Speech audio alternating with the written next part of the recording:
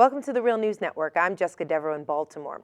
The Associated Press has learned that federal agencies are planning to continually monitor workers with secret clearances. The AP reports that their goal is to, quote, identify rogue agents, corrupt officials, and leakers. The program would reportedly affect 4 million employees. Now joining us to discuss these latest revelations is Kirk Wiebe. He is a former NSA senior intelligence analyst and an NSA whistleblower who worked with the NSA for more than 32 years. Thank you for joining us, Kirk. Jessica, it's good to be with you today. So, Kirk, I'm just going to present to you the counter argument here because you're going to have people hearing this story saying this is what people signed up for, essentially. If you have top security clearance, you should expect that the government is going to monitor what you do. What's your response?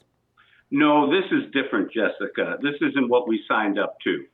When you join the intelligence community, you actually become a member of a huge organization that goes beyond the boundaries of individual agencies to the very Constitution itself. We're all sworn to uphold and defend the Constitution against all enemies, foreign and domestic.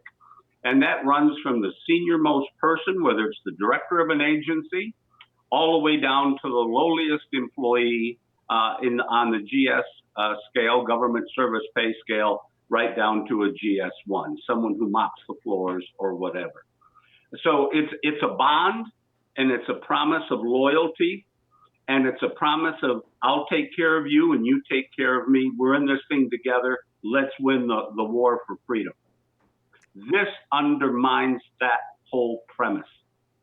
And how does it do it?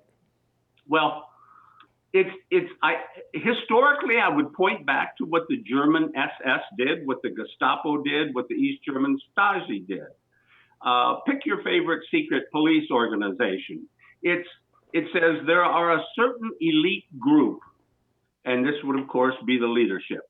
Now, they haven't defined the leadership, but I would presume it would be heads of agencies, their senior staffs, probably down to some GS level on the pay scale, maybe everybody above GS 15, what we call the senior executive service, the highest paid in government.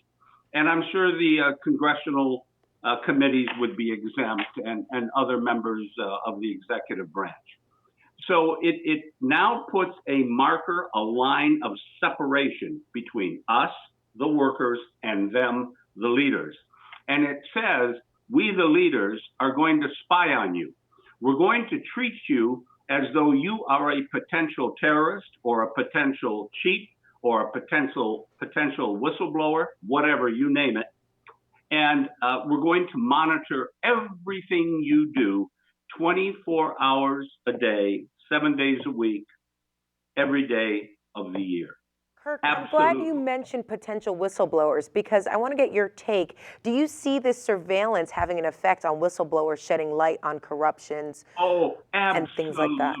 Absolutely. This is going to shut the door.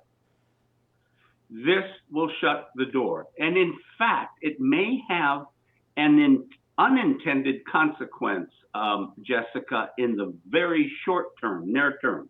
What I mean is, if there are any whistleblowers in the intelligence community sitting there right now who have not yet blown the whistle, potential whistleblowers, but who are aware of unfairness, wrongdoing, corruption,